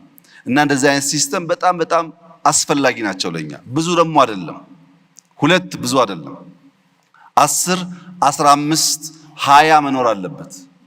ከዛስ ጊዜው ኮንቨርጀንስ ስለሆነ እነዚያ 2 3 5 ያሉ ተቋማትና ምርቶች ይደራደራሉ እንዴት ኮንቨርጅ አድርገው በጋራ እንደሚሰሩ። አንደኛው በዳሽቦርድ ሌቭል ሲስተም አንድ ዘርግተው ያ ሰው ከፈለገ ወደዚህኛው ካልፈለገ ወደዛኛው እንዲሄድ ማድረግ ይቻላል። ኦር 2ቱ በጋራ ሆነው አንድ ሰርቪስ መስጠት ይችላሉ። ያን ያንተ ሲስተም እና ጤና ያለው ሲስተም በይዘት ምን አይነት መመሳሰል እንዳላቸው አሁን ስለማላቅ ማገናኘትና መደራደር ያስፈልጋል። በእርግጠኝነት ግን ጤና እንደዚህ ያሉ ወጣቶች ሰርተው ሲያመጡ በትብብር አግዞ እንደሚሰራ ጥርጥር የለኝም። ከሌለም የኔ መልእክት እሱ ነው፣ አግዘን መጠቀም አለብን ነው። ሁለተኛው ወጣት ያነሳው የኳንተም ቴክኖሎጂ ጉዳይ እንዳለው ነው። ልክ እንደ ኤአይ የኳንተም ኮምፒውቲንግ አቅም በከፍተኛ ደረጃ ማርሽ ቀያሪ ነው። ለምሳሌ የዛሬ 5 እና 10 ዓመት ታስታውሱ ከሆነ ይሄንን ቤት የሚሞላ ሰርቨር የዳታ ፋርም የሰርቨር ፋርም ብለን የምንገነባው በጣም ሰፊ የዳታ ሴንተር አይታችሁ ከነበረ አሁን ባለው በኤንቪዲያ ቴክኖሎጂ ምናልባት እቺን ቦክስ የሚያክል የዳታ ሴንተር አቅም ያለው ድሮ ቤት የሚያክል የምንገነባበትን ይተካዋል። ሳይዝ ብቻ ግን አይደለም፣ ኮምፒውቲንግ አቅም አደገ ማለት አንድ ሳይንቲስት ለአንድ በሽታ መድኃኒት ለማግኘት ዳታ ሰብስቦ ፓተርን አናላይዝ አድርጎ መድኃኒቱን ለማውጣት ዓመት የሚፈጅበት ከሆነ በኳንተም ኮምፒውቲንግ እና በኤአይ በ5 እና 10 ደቂቃ ያንን አናሊሲስ ይሰራው ይችላል። መድኃኒት ለማግኘት አዳዲስ ነገር ለማግኘት በከፍተኛ ደረጃ የሚያግዝ ነገር ነው። ያ ግን ቅድም እንዳልኩት ከፍተኛ የሃርድዌር ካፓሲቲ ስለሚፈልግ በንድፍ ደረጃ ብቻ ሳይሆን በኢምፕሊሜንቴሽን ደረጃ በኳንተም የሚታገዙ ሲስተሞች ለመፍጠር የዲጂታል 2030 ዋነኛ ዓላማ ቢያንስ ሀገር በቀል ሮቦት፣ ሀገር በቀል ስልክ፣ ሀገር በቀል አይፓድ መፍጠር የሚያስችል የሃርድዌር ማኒፋክቸሪንግ ካፓቢሊቲ መገንባት ነው። ክላውድ ብቻ ሳይሆን ከሶፍትዌር ወጥተን ሃርድዌር መገንባት ነው። እነዛ የሃርድዌር ሲስተሞቻችን የኮምፒውቲንግ አቅማቸው አድጎ ወንድሜ ወዳሰበው ደረጃ ለማድረስ እሱ እንዳለው የሁላችን ትብብር ያስፈልጋል። ተባብረን ከሰራን ኢትዮጵያን ማሳካት የምንችል ይመስለኛል። ሶስተኛው ከቡና ጋር የተያያዘው ጥያቄ እህት ያነሳችው በጣም ልክ ነው። ቡና አቴንሽን የሚፈልግ ለኢትዮጵያ በጣም ብዙ ሀብት እያመጣ ያለ ምርት ነው። ግን የኢትዮጵያ መንግስት ለቡና ሴክተር አቴንሽን አልሰጠም ወይ የሚል ጥያቄ ደግሞ በጣም ከባድ ጥያቄ ነው የሚሆነው። የዛሬ 5-6 ዓመት ኢትዮጵያ ከቡና ኤክስፖርት የምታገኘው ገንዘብ 700 ምናምን ሺህ ገደማ ዶላር ብቻ ነበር። ዘንድሮ ወደ 2.5 ቢሊዮን ዶላር ደርሰናል። ቡና እንደሌላ ጉዳይ አይደለም። ካልተንከባከብን፣ በጥራት ካልለቀምን፣ ካላጠብን፣ በዓለም ገበያ ካልተወዳደርን ከመሬት ተነስቶ 700 ሺህ 2 ቢሊዮን ሊገባ አይችልም። ስራ ይፈልጋል። ባለፉት 6-7 ዓመታት በግሪን ሌጋሲ ብቻ ክሎስ ቱ 9 ቢሊዮን ችግኞች ተክለናል። በዚያ ምክንያት ነው የኢትዮጵያ ኤክስፖርት 3 እጥፍ በላይ ያደገው። ምን እየሆነ ኮንሱም እያደረግን አሁን ዩጋንዳ ብትሄዱ 5% 10% አይሆንም ኮንሰምፕሽን። እኛ ጋር ግን እንደምታውቁት ሁላችንም ቡና እና ውሃ በደንብ ስላለየን ቡና እንደ ውሃ ስለሆነ አንደኛ፣ ሁለተኛ፣ ሶስተኛ ስላለ ከፍተኛ ኮንሰምፕሽን ያለበት ሀገር ነው። ኮንሱም አድርገን 3 እጥፍ የቡና ኤክስፖርት ማደግ ማለት ቀላል ትርጉም የሚሰጠው ጉዳይ አይደለም። ያን በዲጂታል ማገዝ፣ በጥሬው መላክ ብቻ ሳይሆን ቫልዩ አድ ማድረግ፣ እህቴ እንዳለችው ሀሳብ ያላቸው ሰዎች ሲኖሩ ማገዝ በሚመለከት እየተሞከረ ነው። የሚቀር ነገር ካለም መንግስት አበክሮ ይሰራል። የጋራ ጥቅማችን ስለሆነ ቡና ላይ ተሰርቶ በግሉ የሚጠቀም የለም፣ እኛም ተጠቃሚ ነን። በቡና ኤክስፖርት ሲሳተፉ የነበሩ ሰዎች ባለፉት ጥቂት ዓመታት ቡና ልከው ከሚያገኙት ሀብት አብዛኛው የውጭ ምንዛሪ ለነሱ ስለሚሰጣቸው ኢትዮጵያ ውስጥ ካለው የኢንቨስትመንት ሴክተር ሁሉ የተሻለ አዋጭ ማለት እንደዚህ ኤክስፖርት አድርገው ዶላር ካገኙ በኋላ ዶላሩን እንዲጠቀሙበት በሆነ ፐርሰንቴጅ የተፈቀደላቸው ሴክተሮች ናቸው። ከነሱ ውስጥ አንዱ ቡና ነው። ዘንድሮ ብንጀምር ቡና መላክ ብቻ ሳይሆን ቡና መትከል አለባችሁ ዋና ዋና ላኪዎች ብለን ወደ 100,000 ሄክታር ገደማ ቦታ ጠይቀዋል። እኛ ብቻ ሳንሆን ላኪዎችም እንዲሳተፉ ከውጭ የሚመጡም ቡና ገዝተው እንዲሸጡ ሳይሆን ቫልዩ አድ እንዲያደርጉ፣ እነዚህ ጉዳዮች በእኛ በኩል ጥረት እንዳለ ያመላክታሉ።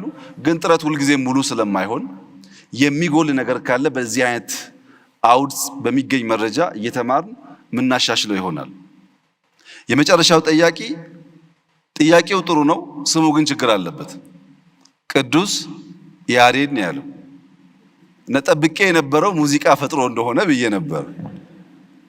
እሱ ግን ኤአይ ፈጥሮ ያለው ወደ አፍሪካ ልወጣ ነውና መንግስት ምን ያግዘኛል ነው ያለው። እንግዲህ ቅዱስ ያሬድ የሙዚቃ ኖታ ከመፍጠር ወጥቶ ወደ ኤአይ ካደገ አዳፕቲቭ ነው ማለት ነው። ስሙ ራሱ ከዘመን ጋር አብሮ የሚያድግ ነው ማለት ነው። ይሄን በጥሩ እናየዋለን። የኢትዮጵያ መንግስት ቅድም እንዳነሳሁት ከኢትዮጵያ ማርኬት አልፈው ወደ አፍሪካ ማርኬት ምርቶቻቸውን የሚወስዱ የቴክኖሎጂ ኩባንያዎች ካሉ በሙሉ አቅሙ ድጋፍ ያደርጋል። በሙሉ አቅሙ በገንዘብም የኛ የውጭ ጉዳይ ሚኒስቴር ዲፕሎማቶችና አምባሳደሮች ልክ መንግስት እንደሚያገለግሉት ቴክኖሎጂ ኤክስፖርት የሚያደርግ ግለሰብና ቡድን ካለ ኢኳሊ ሰርቭ ያደርጋሉ። ዋናው የምንፈልገው ወጣቶቻችን ከዚህ ከጠባቡ ገበያ ቅርምት ወጥተው ወደ ሰፊው ገበያ እንዲደርሱ ለማድረግ ነው። በድምሩ ግን ወጣቶች ኮንሰርን መሆናችሁ ማንሳታችሁ ተገቢ ሆኖ ትንሽ ቢታይ የምለው ጉዳይ የኛ መንግስት ታለንት ኢንፍራስትራክቸር ብሎ ያምናል። ልክ ድሮ መንገድ ለአንድ ሀገር እድገት ወሳኝ ነው፣ ቴሌኮም ኢንፍራስትራክቸር ወሳኝ እንደሚባለው ታለንት ከሃይዌይ ያላነሰ፣ ከኤሌክትሪክ ያላነሰ፣ ከቴሌኮም ያላነሰ ወይም የበለጠ ወሳኝ መሰረተ ልማት ነው ብለን እናምናለን። ይህም በማመናችን ምክንያት አንደኛ ሰመር ካምፕ የሚባል በአርቲፊሻል ኢንተለጀንስ በኢንሳ በመቶ የሚቆጠሩ ሰዎች በየዓመቱ ወደ ተቋሞቻችን ገብተው ተምረው እንዲወጡ ማድረግ የጀመርነው ታለንት ላይ ኢንቨስት ማድረግ መንገድ ከመስራት ጋር እኩል ነው ብለን ነው። ሶስተኛው ጥያቄ ምን አለ? የኢንሳ ታለንት ዲፓርትመንት ውስጥ የሰራውና የራሴን ፕሮዳክት ያወጣው ሰው ነኝ አለ። ኢንሳ ውስጥ ልክ እንደ ሌሎች ዲፓርትመንቶች ለታዳጊዎች ለታለንት ተብሎ የተዘጋጀላቸው ቦታ፣ አስተማሪዎች፣ ሪሶርሶች አሉ። ስራዎቻቸውን በእውቀት ታግዘው እንዲያወጡና ራሳቸውን ይችሉ የሚያስችል። ሶስተኛ በአብሮት ላይብረሪ በየዓመቱ ታዳጊዎች ይወዳደራሉ በሮቦት በኤአይ አይታችሁ ከሆነ። ሞስት ኢምፖርታንትሊ ግን ሪሰንትሊ የጀመርነው ስታርታፕ ይህን በኩራት መናገር እችላለሁ። በኩራት ኤአይ ያዘጋጀው G+4 G+5 ህንፃ ለስታርታፖች 3 ወር 4 ወር 5 ወር እዛ ተቀምጠው መብራት ሳይሉ ቤት ክራይ ሳይሉ ኮምፒውተር ሳይሉ የተሻለ እውቀት ካለበት ቦታ እያመጣ የልጆቹን ሐሳብ ፍሬያማ እንዲሆን አብቅቶ ከፕሮዳክት ጋር ግራጁዌት እንዲያደርጉ አንድ ብር ሳይከፍሉ ማለት ነው የማድረግ ዝንባሌ በዚህ ዙሪያ ያላችሁ ሰዎች በድፍን አፍሪካ ብትንቀሳቀሱ አታገኙም። እንዲህ ያለ ነገር አታገኙም። ለምንድነው የኛ መንግስት ፎቅ ሰርቶ ኮምፒውተር፣ ኢነርጂ፣ ኢንተርኔት አድርጎ ወጣቶች ከሀሳባቸው ጋር መጥተው እርስ በርስም ተገናኝተው ለመንግስትም አክሰስ ኖሯቸው ፕሮዳክታቸውን ይዘው ማርኬት እንዲወጡ የምናደርገው ያላችሁ እንደሆነ ኢንቨስትመንት ነው፣ ግን እንደ መንገድ ግንባታ ነው። ታለንት ኢንፍራስትራክቸር ስለሆነ ኢንቨስትመንት ነው፣ እንደ ቴሌኮም ግንባታ ነው። ለህዳሴ ቢሊየንስ ማውጣትና ለወጣቶች ታለንት ቢሊየንስ ማውጣት ሪተርን ኦን ኢንቨስትመንት የሚገኝበት ጊዜ ይለያይ ይሆናል እንጂ ሁለቱም ለኢትዮጵያ በሆነ ጊዜ ያወጣንባቸውን ሀብት ይመልሳሉ። ይሄን ታሳቢ ተደርጎ የሚሰራ ስራ ነው። ሶስተኛው ክሪቲካል ጉዳይ ዶክተር በለጠ ቢያዝ ጥሩ የሚሆነው የዛሬ 3 እና 4 እና 5 ዓመት የኢትዮጵያ መንግስት መስሪያ ቤት ማለት በወረቀት ክምር፣ በተጣሉ ፕላስቲኮች ክምር ገብቶ ለመውጣት እንኳን የሚያስቸግር ኤርጎኖሚክሱ የቆሸሸ የተበላሸ ነበር ታውቃላችሁ። ዛሬ ግን መንግስት የራሱን መስሪያ ቤት ብቻ ሳይሆን ስታርታፕ ብሎ በነፃ ያዘጋጃቸው ቦታዎች በየትኛው መመዘኛ ሻል ያለ ፕራይቬት ሴክተር ሻል ያለ ኩባንያ ከሚያዘጋጀው የመስሪያ ቦታ ያነሱ አይደሉም። በጥራትም አቬል ሲደረግ ከጥራት ከኳሊቲ ጋር ጭምር ስለሆነ ማለት ነው። እነዚህ ጉዳዮች እንደ ጅምር ሙከራ ቢወሰዱ የሚቀርቡ አሉ። አዎ ሳንድ ቦክስ እኮ ያልነው ለሱ ነው። ሁሉን አውቀን አልጨረስንም። ጥርጣሬው አለ። ተዘግተን የኖርን ማህበረሰቦች ነን። ፕራይቬት ሴክተር ማገዝ ትክክል መሆኑን ገና አላመንም። ሳፋሪኮም እንኳን ሲመጣ ምን ያክል ተጨንቀን ነበር ትዝ ይላችኋል። ገና ነው። እየተማርን እንደ ቅዱስ ያሬድ አዳፕት እያደረግን ከሄድን እናንተ የምታነሳቸው ችግሮች ይፈታሉ የሚል እምነት አለኝ። የመንግስት ኃላፊዎች ግን ከምንሰራው ስራ እኩል ታለንት ላይ ኢንቨስት ማድረግ፣ እነዚህን ትናንሽ ስታርታፖች ወደ ዩኒኮርን እንዲያድጉ ማድረግ፣ ገበያ እንዲያገኙ ማድረግ፣ እንዳይጠፉ ማድረግ ድምር ብቻ ሳይሆን ድርብ ኃላፊነት እንደሆነ ማሰብ ያስፈልጋል። እነሱ ከጠፉ እድገት ስለማይኖር እነሱን የማብቃት የመምራት ጉዳይ የሁላችን ኃላፊነት እንደሆነ ቢታሰብ መልካም ነው ማለት እወዳለሁ። ክቡር ጠቅላይ ሚኒስትር እንግዲህ ከውድ ጊዜው ሰውተው በመካከላችን ተገኝተው የ2030 ስትራቴጂን ኦፊሻሊ ላውንች እንድናደርግ 2025ንም እንድንዘጋ እና ብዙ ይዘናቸው የምንሄዳቸው መልእክቶችን እንድናዳምጥ 2030ም ለተለያዩ ስቴክሆልደሮች በዚህ አዳራሽ ውስጥ ለተገኙ እንዲሰርጽ ያደረገ እድል ስለሆነ ለዚህ እጅግ አድርጌ ማመስገን እፈልጋለሁ። እኔም አንድ ፐርሰናል ኢምፕሬሽኔን ወይም ትዝብቴን በዚሁ መግለጽ እፈልጋለሁ። እንግዲህ የዲጂታል ኢኮኖሚ ሽግግር እንዲሳካ ታለንት ያስፈልጋል፣ የህግ ማዕቀፍና ፖሊሲ ያስፈልጋሉ፣ ኢንፍራስትራክቸር ያስፈልጋል፣ ተቋማት ያስፈልጋሉ። እነዚህ ሁሉ ተሰናስለው ስራ ላይ ሲውሉ የዲጂታል ኢኮኖሚ ግንባታ ይፈጠራል፣ ሽግግርም እውን ይሆናል።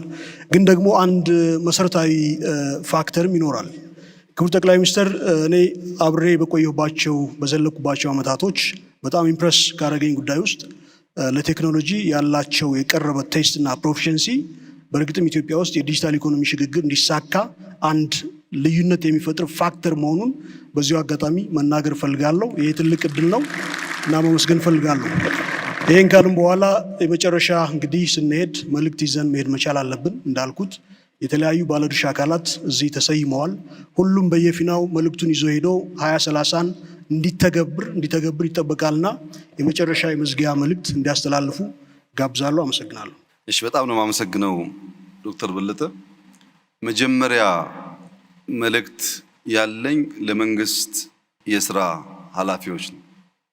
የመንግስት የስራ ኃላፊዎች የመደመር መንግስት ሊፈጥር የሚፈልገውን መንግስታዊ ቁመና በጣም ቀለል ባለ መንገድ ተገንዝበን እዚያ ውስጥ ሚናችን የምንጫወት መሆን አለብን። የመደመር መንግስት ስሞል ኢን ሩቲን ወይም ስሞል ኢን ቢሮክራሲ መሆን አለበት ብሎ ያምናል። ቢሮክራሲው በጣም ስሞል መሆን አለበት ብሎ የሚያምን መንግስት ነው። ሁለተኛ ቢግ ኢን ስትራቴጂ ብሎ ያስባል። ስትራቴጂው ትልቅ የሆነ ሩቲኑ ትንሽ የሆነ ማለት ነው። ሶስተኛ ስትሮንግ ኢን ኦቨርሳይት ይላል። ጠንካራ ኦቨርሳይት የምናደርግ ትላልቅ ትልሞች፣ ስትራቴጂዎች ያለን ሩቲን ቢሮክራሲ ግን የቀነስን መሆን አለብን ይላል። ምን ማለት ነው? አንድ ሰው ኢትዮጵያ ውስጥ መታወቂያ ለማግኘት እዚኛው ቀበሌ ሄዶ በ5 ብር ማግኘት ካልቻለ እዚኛው ቀበሌ ሄዶ በ5 ብር ያገኛል። ቢሮክራሲው ረጅም ነው፣ ግን ከፍሎ ያገኛል። ይሄንን በህገወጥ መንገድ ፎርጅድ ኢሌጋል መታወቂያ ያገኘውን ሰው ግን መንግስት ኦቨርሳይት አድርጎ መያዝ አይችልም። ሩቲኑ ስለተራዘመ የተሳካ ይመስላል እንጂ የተራዘመ ሩቲን ግን ደግሞ የኦቨርሳይት አቅማችን ውስን ስለሆነ ኤክስኪዩት አናደርግም። ሁለተኛ መሬት እንውሰድ። ያ ሁላችሁም እንደምታውቁት እስካሁን ባለው ሁኔታ ኢትዮጵያ ውስጥ ሰው የኢንቨስትመንት ሀሳብ ኖሮት ለመንግስት ተቋማት መሬት አፕላይ አድርጎ ማግኘት ማለት የምጽአት ጊዜ ለመጠበቅ ከባድ ነገር ነው። ቀላል ጉዳይ አይደለም። አንድ ሰው የኢንቨስትመንት ሀሳብ ኖሮት መንግስት ጋር ሄዶ መሬት ጠይቆ ማግኘት አይችልም። ኢሌጋሊ መሬት የወሰዱ ሰዎችን ግን መንግስት ኦቨርሳይት አድርጎ መያዝ አይችልም። ለመጣው አያስተናግድም። ለሚሰርቀው እና ካላግባብ ለወሰደው ደግሞ መያዣ መንገድ የለውም። አንድ ምሳሌ ለማንሳት የጂኦስፓሻል ኢንፎርሜሽን የላንድ ኢንፎርሜሽን ሲስተም መገንባት በየከተማው ተጀምሯል። ከጀመርን ቆይተናል፣ አልተሳካልንም። ቅድም እህት ያለችውም ከውጭ መጥተው ያልተገባ ዳታ የሚሰበስቡ ሰዎች ካሉ ትክክል አይደለም። የእኛን ጉዳይ ግን ለማንሳት አዲስ አበባ ላይ፣ ሸገር ላይ፣ ቢሾፍቱ ላይ፣ አዳማ ላይ፣ አንዳንድ ከተሞች ላይ የላንድ ኢንፎርሜሽን ሲስተም ከሞላ ጎደል 100% መመዝገብ ተችሏል። ከብዙ ዓመት ልፋት ጭቅጭቅ በኋላ ምን አገኛችሁ ያላችሁ እንደሆነ አንድ ሰው ሸገር በሚባለው ከተማ ውስጥ ከ100 በላይ ካርታ ያለው ሰው አለ። አንድ ሰው ይሄ ከ100 በላይ ካርታ ወደ ጂኦስፓሻል ሲስተም ካልገባ በቀር ከዚያ ሁሉ የተከመረ ወረቀት በምን አይነት መነጽር ለይተህ ታወጣዋለህ? ያንን ሰው ብቻ ለይተህ አታገኝም። የጂኦስፓሻል ኢንፎርሜሽን ሲስተም ኢትዮጵያ ውስጥ እንዳይገነባ የነበረው ፍላጎት የቢሮክራሲው መጨናነቅ የምታውቁት ቢሆንም ዋና ዓላማው ግን ጥቂት ሌቦች አላግባብ የወሰዱትን መሬት መንግስት ኦቨርሳይት ማድረግ እንዳይችል ለማድረግ ነው። አሁን ያሳካነው የት ነው? ወይ አዲስ አበባ ወይ ሸገር ሊሆን ይችላል። የተሟላ ዳታ ኤክስቼንጅ ከሌለን ይሄ ሸገር ላይ 100 ካርታ ያለው ሰው ቢሾፍቱ 20፣ ጅማ 30፣ ነቀምት 40 ይኖረው ይችላል። ማወቅ አልችልም። ዳታ ኤክስቼንጅ ካልተሟላ በስተቀር በእነዚህ ተቋማት መካከል ማግኘት አይቻልም። እና መንግስት ሩቲን ላይ ሳይሆን ፎከስ ማድረግ ያለበት ኦቨርሳይት ማድረግ ላይ መሆን አለበት። ትላልቅ ስትራቴጂ ያለው ኦቨርሳይት የሚያደርግ ሆኖ ሰው በቀላሉ ለምሳሌ አንድ ሰው አታሎ ፓስፖርት ቢያወጣ የኛ ሩቲን ቀላል በመሆኑ ምክንያት አውቶሜትድ በመሆኑ ምክንያት ሸውዶን ቢወስድ የኦቨርሳይት አቅማችን ጠንካራ ከሆነ ሳምንት አይገለገልበትም፣ እንይዘዋለን። ኦቨርሳይት ጠንካራ ካልሆን ግን ፎርጅኑን ለመከላከል የምንፈጥረው ቢሮክራሲ ስራ ያጓታል እንጂ መንግስትን ውጤታማ አያደርገውም። ሁለተኛ ሊደርሺፕ። እኔና ዶክተር በለጠ የተሰጠን ኃላፊነት ለመወጣት ቢያንስ 3 ነገሮች የምናሟላ መሆን አለብን። አንደኛ ዲጂታሊ መምራት የምናስብ መሆን አለብን። ዲጂታሊ ሳቪ መሆን አለብን። ዲጂታል ደግሞ ሲባል የዛሬ 10 ዓመት የነበረው ዌብሳይት ስታቲክ ነው። ዌብሳይት አለኝና እኔ ዲጂታል ተጠቃሚ ነኝ ማለት አይቻልም። ዳይናሚክ መሆን አለበት። አደባክ ኤአይ መኖር አለበት። ይሄን የሚያስብ መሪ መሆን አለብን። የዳታ ኤክስቼንጅ ኢምፖርታንስ የሚገባን፣ የኤአይ ኢምፖርታንስ የሚገባን፣ ዳይናሚክ የዳታ ሲስተም የሚገባን ቴክኖሎጂን የምንገነዘብና የምንመራ መሪዎች መሆን አለብን። አንደኛው። ሁለተኛው ስቱዋርድሺፕ አቲቲዩድ ብልድ ማድረግ አለብን። ለምሳሌ ዶክተር በለጠ የሳይንስና ቴክኖሎጂ ሚኒስትር ሆነ እያገለገልክ ያለው እመነኝ እድሜ ልክ አይደለም። በአንድ ወቅት እድል አግኝቼ እኔም እዛ ቦታ ነበርኩኝ። በሌላ ጊዜ እድል ሳጣ ተወስዷል ያ ቦታ። እኔና ሳይንስ ያለን ታሪክ በዚያ በቆየሁበት ዘመን የሰራሁት ስራ ነው እንጂ አሁን መልሼ ላገኘው አልችልም። እያንዳንዱ ኃላፊ የተቀመጠበት ቦታ ጊዜያዊ መሆኑን አውቆ ሲያልፍ እንደሚቀር አውቆ ኃላፊነቱን በብቃት መወጣት ይሁነኝ ብሎ አስቦ ሊሰራበት የሚገባው ጉዳይ ነው። ሶስተኛው ፕራግማቲክ መሆን አለብን። ዓለም ቴክኖሎጂ እያለ ዓለም ኤአይ እያለ ዓለም እየፈጠነ እኛ ያንን ማድረግ ካልቻል እንቀራለን። ለምሳሌ የዛሬ 10 ዓመት የዛሬ 5 ዓመት ሮቦት ይሰራ ነበር ታውቃላችሁ። ሮቦት ሲሰራ ሃርድዌሩም ሶፍትዌሩም በብዙ ልምምድ አንድ ሰው ቁጭ ብሎ ነው እየሰራ የሚያዘጋጀው። አሁን ሮቦቶች በፋብሪካ ይመረቱና ስልጠና የሚወስዱት በሲሙሌሽን ነው። ሰው አያስተምራቸውም። ሲሙሌሽን ያለ የሚያስተምራቸው። ድሮ አንድ ሮቦት አንድ ሰው የሚያስተምር ከሆነ አሁን 1000 ሮቦት ሲሙሌሽን ያስተምራል። ምን ማለት ነው? ሮቦት የምናመርትበት ፍጥነት አደገ ማለት ነው። እኛ እዛው ሮቦት መስራት ላይ ብንሆንና ሲሙሌሽን ማንጠቀም ከሆነ ቀረን። ወይም ድሮ ለኮዲንግ ኮሌጅ ገብተን የኮዲንግ ኮርስ ለሴሚስተር ወስደን አሳይመንት ተሰጥቶን ኤቢ ወስደን ፋይናሊ ሶፍትዌር ኢንጂነር እንባላለን። አሁንስ አንተ በቀን 2 ፈንክሽን የምትጽፍ ከሆነ ኤአይ በቀን 20-30 ሲስተም ይጽፍልሃል። ኮደር አያስፈልግም። የሚያስፈልገው ታለንት ነው፣ እንዴት እንደምትጠቀምበት ማወቅ እንጂ ኮድ መጻፍ አይደለም። ፕራግማቲክ ካልሆን አብረን ማደግና መማር ካልቻል ልክ እንደ ኢትዮጵያ ፖለቲካ እዛው 1960ዎች ከቆምን ነገር ይበላሻል። ዓለም ተቀይሯል፣ መቀየር ያስፈልጋል። የዓለም ሳይ ተቀይሯል፣ መቀየር ያስፈልጋል። ፕራግማቲክ መሆን ካልቻል የምናስበውን ነገር በፈለግነው መጠን ልናሳካ አንችልም።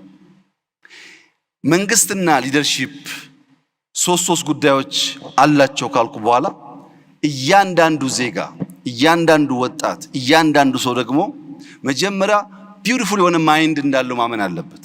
የኛ ማይንድ ልክ ለእርሻ እንደተዘጋጀ መሬት ነው። ያን ማስተማር ግን የእያንዳንዱን ግለሰብ ፍቃድ ይፈልጋል።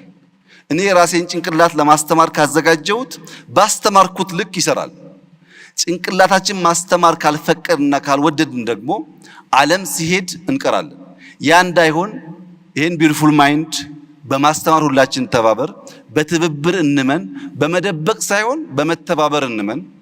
በኤአይ ዘመን መደበቅ የሚባል ነገር ስለማይሰራ እያንዳንዱ መሪ ፕራግማቲክ ሆኖ ተምሮ ጄኔሬሽን ለመፍጠር የሚሰራ ከሆነ እመኑኝ ኢትዮጵያ አፍሪካ ውስጥ የቴክኖሎጂ ጌትዌይ እና ለቴክኖሎጂ ምቹ የምትባል ሀገር መሆን ትችላለች።